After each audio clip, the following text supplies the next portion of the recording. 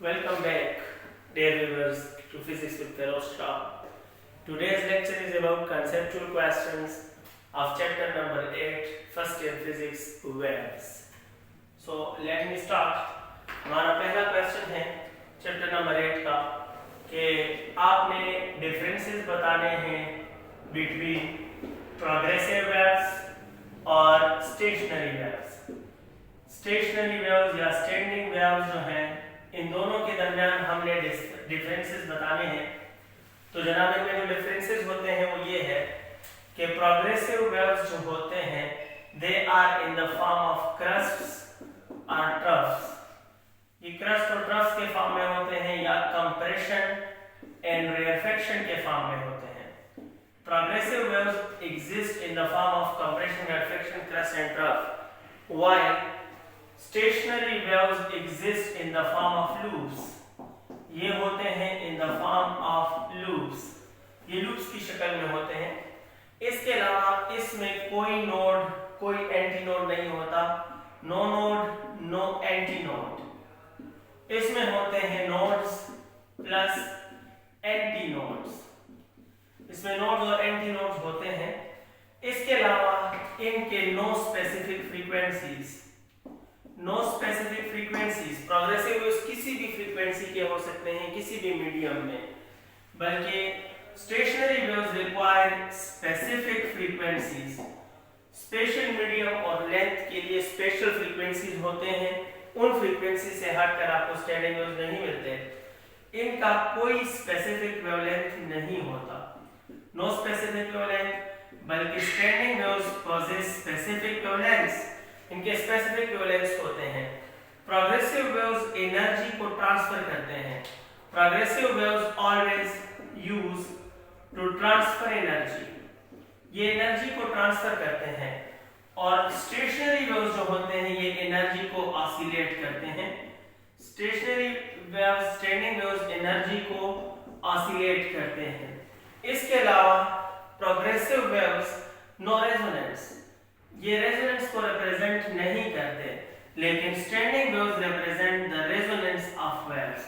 These are the different differences among progressive waves and standing waves. Next हमारा question है question number 2। Question number 2 है कि longitudinal और transverse waves में क्या डिफरेंस है।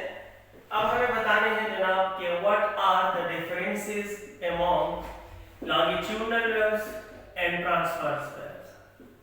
लॉन्गिट्यूडनल वेव्स और ट्रांसवर्स वेव्स में पहला फर्क ये है कि इसमें कंप्रेशन होते हैं और रेयरफेक्शन होते हैं, जबकि इसमें क्रस्ट्स होते हैं और ट्रफ्स होते हैं। ये पहला डिफरेंस है इन दोनों का। दूसरा डिफरेंस जनाब इन दोनों का ये है कि लॉन्गिट्यूडनल वेव्स में पैरेलल वाइब्रेशन होते हैं, parallel vibration of molecules of medium. Medium के मॉलिक्यूल्स वेव के प्रोपगेशन के साथ पैरेलल डायरेक्शन में वाइब्रेशन करते हैं, जबकि ट्रांसवर्स वेव्स में परपेंडिकुलर वाइब्रेशन होते हैं, परपेंडिकुलर वाइब्रेशंस होते हैं। लॉन्गिट्यूडनल वेव्स जो हैं they are not theoretical waves, ये थ्योरेटिकल वेव्स नहीं है, लेकिन ट्रांसवर्स वेव्स जो है प्रैक्टिकल भी हैं and theoretical. These are practical as well as theoretical. इसका मतलब क्या है? इसका मतलब ये है कि जनाब जब आप रेजोनेंस ऑफ साउंड डिस्कस करोगे तो प्रैक्टिकल तो वो कंप्रेशन और रिफ्लेक्शन में है, लेकिन थ्योरी में आप रेजोनेंस को डिस्कस करोगे तो उनको ट्रांसवर्स वेव्स के तौर पर डिस्कस कर सकते हो, आप लॉन्गिट्यूडनल के तौर पर डिस्कस नहीं कर सकते हो। सो रूल है कि थ्योरी में चाहे आप लॉन्गिट्यूडनल वेव्स का मैकेनिज्म डिस्कस कर रहे हो चाहे आप ट्रांसवर्स का, लेकिन थ्योरेटिकल डायग्राम्स में हमेशा आप ट्रांसवर्स वेव्स यानी क्रस्ट और ट्रफ का सहारा लोगे। इसके अलावा लॉन्गिट्यूडनल वेव्स का ताल्लुक गैसेस से होता है और इसका ताल्लुक जो होता है ज्यादातर सॉलिड से होता है एंड लिक्विड से होता है। इसके अलावा ये भी है कि लॉन्गिट्यूडनल वेव्स की स्पीड का फार्मूला होता है √ इलास्टिक मॉडुलस बाय डेंसिटी और ट्रांसवर्स वेव्स के स्पीड का फार्मूला होता है tension divide by mass per unit length. ये हमारे पास मुख्तलिफ डिफरेंसेस हैं between transverse waves and example देना चाहो तो the waves produced in air columns are longitudinal waves and the waves produced in water are transverse waves. इस तरह रस्सी में ट्रांसवर्स वेव्स हैं और आवाज के वेव्स लॉन्गिट्यूडनल हैं, या स्प्रिंग में जो वेव्स होते हैं वो मैक्सिमम केसेस में लॉन्गिट्यूडनल होते हैं। क्वेश्चन नंबर 3 है कि अगर एक म्यूजिकल इंस्ट्रूमेंट है, फर्ज करो आप लोगों के पास एक म्यूजिकल इंस्ट्रूमेंट है और आप उसकी ट्यूनिंग करना चाहते हो, तो बताओ इस ट्यूनिंग में आप बीट्स कैसे यूज कर सकते हो? How can you use the phenomena of beats while tuning a musical instrument? तो बहुत आसान है जनाब। कैसे यूज होते हैं आप इसका आंसर दोगे। कहते हैं इधर से आंसर दोगे कि बीट्स का ताल्लुक होता है डिफरेंस ऑफ फ्रीक्वेंसीज से। As we know that beats are equal to difference of frequencies. Frequencies के दरमियान जो डिफरेंस होते हैं उन डिफरेंसेस से ताल्लुक होते हैं। That is the number of beats per second is equal to f1 minus f2। जब आप ट्यूनिंग करते हो, किसी इंस्ट्रूमेंट की ट्यूनिंग करते हो, तो दरअसल आप इस डिफरेंस को खास बनाना चाहते हो। ड्यूरिंग ट्यूनिंग अगर हम ट्यूनिंग करना चाहते हैं, we want to get a specific difference between f1 and f2। Beats f1 minus f2 पे डिपेंड करता है और ट्यूनिंग में हम f1 और f2 के दरमियान एक खास डिफरेंस सेलेक्ट करते हैं। ऐसा डिफरेंस रखते हैं कि वो टोन, वो बीट, वो आवाज सुनने वालों पे अच्छा खुशगवार एहसास पैदा करे, तो हम उसकी ट्यूनिंग करते हैं। फॉर एग्जांपल अगर आप एग्जांपल लेना चाहो तो आपने देखा होगा, let us suppose it is a guitar. Let us suppose it is a guitar. यहां पर इसके साथ वायर लगे होते हैं, ये गिटार के वायर्स हैं। इस एक वायर की फ्रीक्वेंसी f1, इस दूसरे वायर की फ्रीक्वेंसी f2 है। अगर आप इसकी ट्यूनिंग करना चाहते हो तो ट्यूनिंग का मतलब ये है कि आप इसके लेंथ को, एक तार को टाइट करते हो, एक को लूज करते हो, तो एक तार में लूजनेस और एक में टाइटनेस, या दोनों को एक खास लेवल तक टाइट करो या दोनों को एक खास लेवल तक लूज करो। इन तारों का ट्यूनिंग का मतलब है कि तार या हम टाइट कर रहे हैं या हम इसको लूज कर रहे हैं। और टाइट और लूज करने का मतलब है कि हम f1 और f2 का स्पेशल सिलेक्शन करते हैं, और इनका स्पेशल सिलेक्शन इस बात का सबूत है कि हम एक स्पेशल डिफरेंस सेलेक्ट कर रहे हैं, और स्पेशल डिफरेंस सिलेक्शन का मतलब है कि स्पेशल बीट सेलेक्ट कर रहे हैं। इसी तरह beats are used while tuning a musical instrument. Next है जनाब क्वेश्चन नंबर 4। कहते हैं कि दो वेव्स अगर एक दूसरे को मुकम्मल तौर पर कैंसिल करें। इस क्वेश्चन का आइडिया ये है कि ये एक मीडियम है और इस मीडियम में दो वेव्स इस तरह आ गए। ये वेव नंबर 1 है, जबकि इसमें एक वेव इस तरह आ चुका है, ये वेव नंबर 2 है, और इन दोनों वेव्स ने 100% एक दूसरे को कैंसिल कर दिया। ऐसा कैंसिल कर दिया कि जो रिजल्टेंट वेव है वो 0 हो गया। यानी ये मीडियम इस हालत में आ गया कि इसके अंदर कोई भी रिजल्टेंट वेव नहीं बना। तो क्वेश्चन क्या है? क्वेश्चन ये है कि वेव नंबर 1 की जो एनर्जी थी, वेव नंबर 1 की जो एनर्जी थी और वेव नंबर 2 की जो एनर्जी थी वो कहां चली गई? अगर रिजल्टेंट वेव 0 हो गया तो इन दोनों वेव्स में एनर्जी कहां चली गई? तो इसका आंसर ये होगा कि डिस्ट्रक्टिव इंटरफेरेंस में जब 100% कैंसिलेशन होता है तो जो वेव नंबर 1 के पार्टिकल्स में एनर्जी थी और जो वेव नंबर 2 के पार्टिकल्स में एनर्जी है, तो देखो ये एनर्जीज चाहते हैं कि पार्टिकल ऊपर चले जाए, ये एनर्जी चाहते थे कि पार्टिकल नीचे चले जाए, तो ये एनर्जीज एक दूसरे के खिलाफ वर्क में यूज हो जाते हैं। यानी ये हमारे पास एक मीडियम है, ये इसके पार्टिकल्स हैं। अगर एक वेव आया और वो इनको 100 जूल से ऊपर ले जाना चाहता था और उसी वक्त दूसरा वेव आया वो इसको 100 जूल से नीचे ले जाना चाहता है, तो दोनों वेव्स की एनर्जियां एक दूसरे के खिलाफ वर्क में इस्तेमाल हो जाती हैं और रिजल्ट जीरो हो जाता है। So what is the final answer?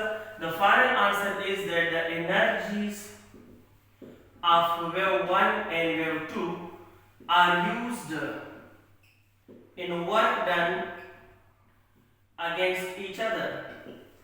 एक दूसरे के खिलाफ वर्क डन में उनकी एनर्जी यूज हो जाती है और खत्म हो जाती है। दैट्स व्हाई रिजल्टेंट वेव क्या हो गया? रिजल्टेंट वेव हमारे पास जीरो हो जाता है। नेक्स्ट हमारे पास क्वेश्चन है, वो है क्वेश्चन नंबर 5। कहते हैं कि कंस्ट्रक्टिव डिस्ट्रक्टिव की शराइत क्या है? एक होता है कंस्ट्रक्टिव इंटरफेरेंस और एक होता है डिस्ट्रक्टिव इंटरफेरेंस, और हमें इन दोनों इंटरफेरेंस के कंडीशंस बताने हैं, शराइत बताने हैं। तो भाई कंस्ट्रक्टिव इंटरफेरेंस की शर्त है कि जो पाथ डिफरेंस होगा, path difference must be equal to m lambda, और डिस्ट्रक्टिव इंटरफेरेंस के लिए शर्त है कि जो पाथ डिफरेंस है that must be equal to m+1/2 lambda. Next path difference क्या है, इसका जिक्र करें।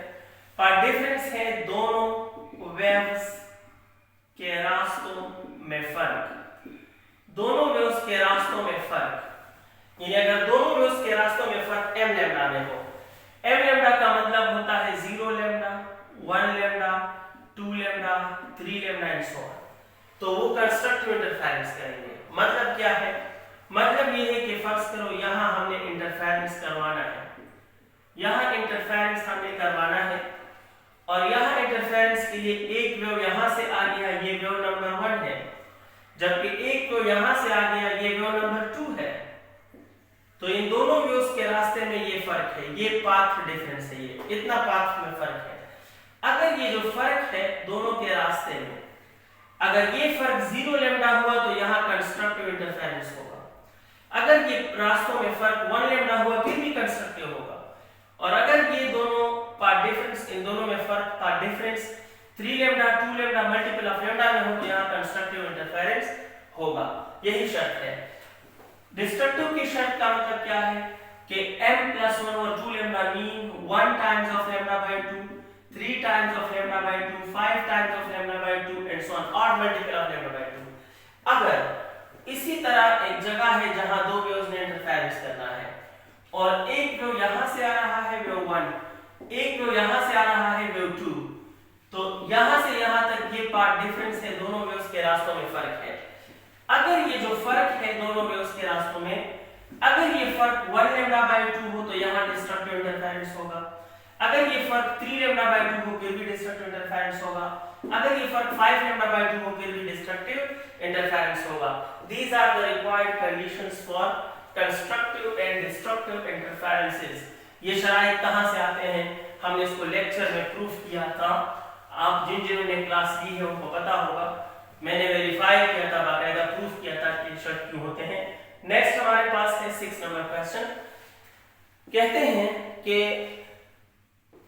वाइब्रेटिंग स्ट्रिंग में अगर एक स्ट्रिंग वाइब्रेशन कर रहा है तो आप नोड और एंटी नोड के पोजीशंस का पता कैसे चलाओगे?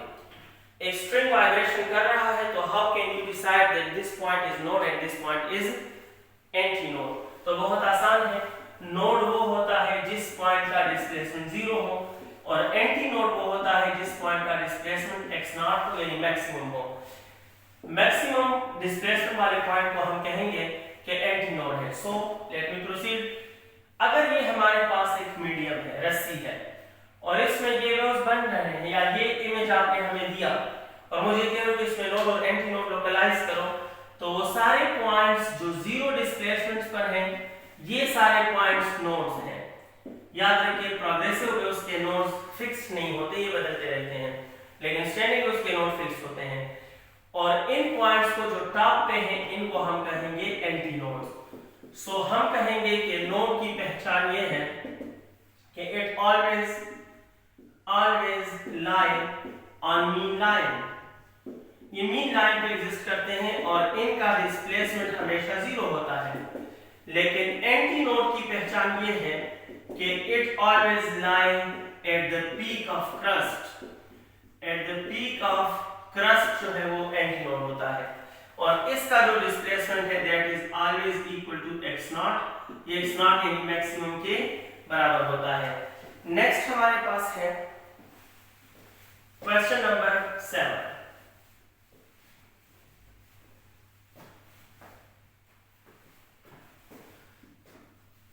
क्वेश्चन नंबर 7 है कि वाइब्रेशन, क्या ऐसा मुमकिन है, इज इट पॉसिबल कि ऑब्जेक्ट वाइब्रेशन करे ट्रांसवर्स, ट्रांसवर्स मीन परपेंडिकुलर, और प्रोड्यूस करे साउंड वेव्स, प्रोड्यूस करे साउंड वेव्स। क्या ये मुमकिन है कि एक ऑब्जेक्ट में, एक जगह में, एक मीडियम में, एक पोर्शन में वाइब्रेशन तो परपेंडिकुलर हो लेकिन वहां साउंड वेव्स प्रोड्यूस या जनरेट हो रहे हो? तो यस इट इज पॉसिबल। दो केसेस हैं, आप आंसर दोगे yes it is possible. Case number 1 में हम कहेंगे सोर्स ऑफ साउंड, इसे एक्सप्लेन करूंगा सोर्स ऑफ साउंड से। तो my dear students, source of sound के बारे में कहूंगे that it will be a vibrating body, ये वाइब्रेटिंग बॉडी है जो कि साउंड प्रोड्यूस करता है। आवाज पैदा करने के लिए वाइब्रेटिंग बॉडी होनी चाहिए।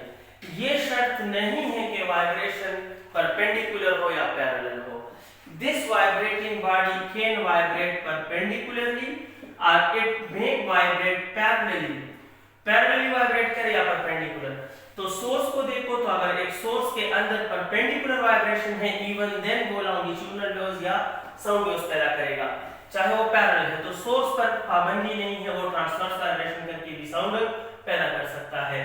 फर्दरमोर मेरे मुंह को देखें, इस वक्त मेरे lips up and down vibration कर रहे हैं लेकिन आवाज आपकी तरफ आ रही है। तो आवाज का आपकी तरफ आना और मेरे मुंह का वाइब्रेशन ऊपर नीचे होना, दोनों के दरमियान एंगल 90 डिग्री बनता है। तो सोर्स जो है इसका वाइब्रेशन ट्रांसवर्स है, परपेंडिकुलर है और साउंड जनरेट हो रहा है, साउंड प्रोपगेट हो रहा है, तो एक पॉसिबल है। The second one while changing medium, changing medium, ये पॉसिबल है। अगर मैं कहूं ये एक बाउंड्री है, इस बाउंड्री से इस तरफ वाटर है और इस तरफ एयर है, और यहां कोई बंदा है जो कि बोल रहा है, सोर्स है। इसके बोलने के दौरान हवा के मॉलिक्यूल आगे पीछे वाइब्रेशन करते हैं, हवा के मॉलिक्यूल आगे पीछे वाइब्रेशन करते हैं और साउंड वेव्स पैदा हो रहे हैं। तो आगे पीछे मीन कि यहां वाइब्रेशन क्या है, पैरेलल वाइब्रेशन है बिल्कुल। लेकिन जैसे ही ये बाउंड्री क्रॉस हो जाए तो अब पानी के मॉलिक्यूल ऊपर नीचे वाइब्रेशन करते हैं और फिर भी साउंड आगे जाता है। इसका मतलब है कि साउंड वेव्स ने मीडियम चेंज कर लिया, तो पैरेलल वाइब्रेशन परपेंडिकुलर वाइब्रेशन में बन गए और perpendicular vibrations are transverse vibrations. लेकिन ट्रांसवर्स वाइब्रेशंस भी साउंड वेव्स को आगे लेके जाते हैं, पानी से भी आवाज के वेव्स गुजर जाते हैं। So that's why it is possible in two cases. एक तो सोर्स ऑफ साउंड चाहे पैरेलल वाइब्रेशन करे चाहे परपेंडिकुलर, वो साउंड वेव्स पैदा कर सकता है। ट्रांसवर्स वाइब्रेशन से साउंड वेव्स पैदा हो सकते हैं। फर्दरमोर एक मीडियम चेंजिंग के दौरान जब एयर से वाटर में साउंड वेव्स जा रहे हो तो साउंड वेव्स जाते हैं लेकिन वाइब्रेशन उसको परपेंडिकुलर होते हैं, ट्रांसवर्स होते हैं। तो इट इज पॉसिबल यस। जो क्वेश्चन था कि क्या मुमकिन है, बिल्कुल ये मुमकिन है। आपको मैंने दो केसेस के एग्जांपल दिए। The next question, question number 8. What it means? It says that sound solids में faster move करता है। अगर आप साउंड का स्पीड देखें तो साउंड का स्पीड सॉलिड्स में ज्यादा होता है, जबकि गैसेस में साउंड का स्पीड जो है वो कम होता है।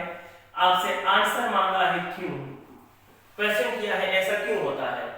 तो the simple answer is as we know that sound के जो वेव्स होते हैं, साउंड वेव्स का जो स्पीड होता है, बेसिक इक्वेशंस का है under the root elastic modulus by density. Furthermore sound का स्पीड ज्यादा होगा अगर इलास्टिक बिहेवियर ज्यादा होगा, और साउंड स्पीड कम होगा अगर इलास्टिक बिहेवियर कम होगा। सो याद रखें that is the elastic behavior of solid is much greater than the elastic behavior of gases। बहुत से स्टूडेंट्स क्वेश्चन करते हैं मुझसे कि सर डेंसिटी तो सॉलिड की ज्यादा होती है, फिर तो स्पीड कम होना चाहिए। याद रखिए कि डेंसिटी से अगर 1% फर्क पड़ता है तो इलास्टिक मॉडुलस से 10% फर्क पड़ता है। तो डेंसिटी डोमिनेंट नहीं है, इलास्टिक मॉडुलस डोमिनेंट है। So the elastic modulus of solid is much greater than the elastic modulus of gases. Okay, that's why speed of sound, और ये कितने टाइम तकरीबन ज्यादा होता है? 15 times तकरीबन ज्यादा होता है, not 15, sorry, it is 15 square times, square of 15 times ये ज्यादा होता है। लिहाजा जब आप सॉलिड्स के लिए इधर 15 स्क्वायर लगाओगे, स्क्वायर स्क्वायर रूट कैंसिल होगा, so therefore the speed of sound in solid is greater than the speed of sound in gases। लेकिन ये इलास्टिक मॉडुलस 15 टाइम्स ग्रेटर होता है, लिहाजा speed of sound in solid जो है square square root cancel, तो ये 15 टाइम्स इससे ज्यादा होता है। और यही वजह है कि speed of sound in air is round about 330, लेकिन speed of sound in iron is equal to 14,000 plus something, काफी ज्यादा है। तो ये 13,000 समथिंग या 14,000 समथिंग है, तो ये हजारों में है और ये हर्ट्ज में है। ये वाज़ेह फर्क बिकॉज ऑफ इलास्टिक बिहेवियर है, और जब इलास्टिसिटी ज्यादा होती है तो एनर्जी का शेयरिंग और इंटरेक्शन स्ट्रांग होता है। That's why sound propagate fastly in solids than as compared to liquids और गैसेस। नेक्स्ट क्वेश्चन है हमारे पास 9 नंबर। क्वेश्चन नंबर 9 सेज कि स्पीड ऑफ साउंड टेंपरेचर के साथ क्यों चेंज होता है? स्पीड ऑफ साउंड जो है, स्पीड ऑफ साउंड में चेंजेस आते हैं, चेंजेस विद टेंपरेचर। तो क्वेश्चन ये है क्यों या कैसे? आप इसका आंसर दोगे, कहोगे कि भाई देयर आर टू इक्वेशंस, हमारे पास दो इक्वेशन है, Vt is equal to V0 plus 0.61 into T। ये इक्वेशन बता रहा है कि जैसे जैसे टेम्परेचर आप इंक्रीज करोगे, जैसे जैसे आप टेम्परेचर इंक्रीज करोगे, वैसे वैसे स्पीड ऑफ साउंड भी उसके साथ साथ क्या होता जाएगा? इंक्रीज होता जाएगा। द फर्दर नेक्स्ट फैक्टर क्या है? नेक्स्ट फैक्टर, नेक्स्ट इक्वेशन ये है कि the speed of sound is also equal to gamma RT by m। ये भी एक स्टैंडर्ड इक्वेशन है। This equation implies that speed of sound in gases is directly proportional to the root of temperature. So because of this direct relation, इस direct relation की वजह से जब जब आप टेंपरेचर को ज्यादा करते हो तो स्पीड ऑफ साउंड भी उसके साथ साथ ज्यादा होने लगता है। द लास्ट रीजन अगर आप देना चाहो, if you want to provide a logical reason, so a logical reason is that sound longitudinal waves है, और स्पीड ऑफ साउंड जो है, speed of sound is directly proportional to elastic modulus, और elastic modulus is directly proportional to temperature. लिहाजा temperature बढ़ाने से elastic modulus बढ़ता है, और इलास्टिक मॉडुलस बढ़ने से स्पीड ऑफ साउंड बढ़ जाता है। That's why the speed of sound increases with increase in temperature. ऐसा समझ लें कि जब टेंपरेचर बढ़ता है तो एयर मॉलिक्यूल्स के दरमियान इंटरेक्शन बढ़ता है, उनकी काइनेटिक एनर्जी बढ़ती है, average kinetic translation kinetic energy उनके दरमियान इंटरेक्शन स्ट्रांग होता है, तो साउंड के कंप्रेशन और रिफ्लेक्शन को रैपिडली आगे ट्रांसफर करते हैं, जिसकी वजह से जब टेंपरेचर बढ़ता है तो स्पीड ऑफ साउंड भी उसके साथ बढ़ जाता है। The last question, question number 11 और question number 10, second last question. कहते हैं कि फर्ज करो दो एस्ट्रोनॉट्स हैं और उन्होंने हेलमेट्स रिमूव कर दिए।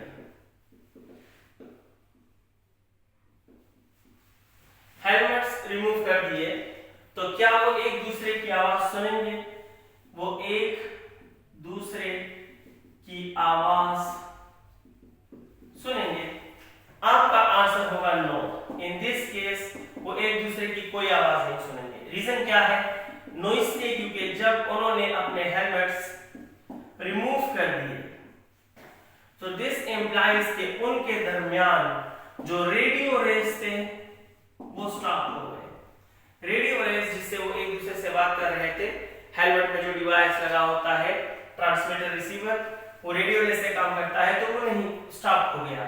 अब जब वो डायरेक्ट बात करेंगे तो हम जानते हैं कि वहां दो एस्ट्रोनॉट्स के दरमियान वो स्पेस में होते हैं और स्पेस में कोई मीडियम नहीं होता, और जब मीडियम नहीं होता तो दिस इम्प्लाइज के no mechanical wave can propagate, वहां कोई भी मैकेनिकल वेव प्रोपागेट नहीं करता। और नेक्स्ट बात ये कहो कि साउंड वेव्स जो हैं, sound waves are mechanical waves.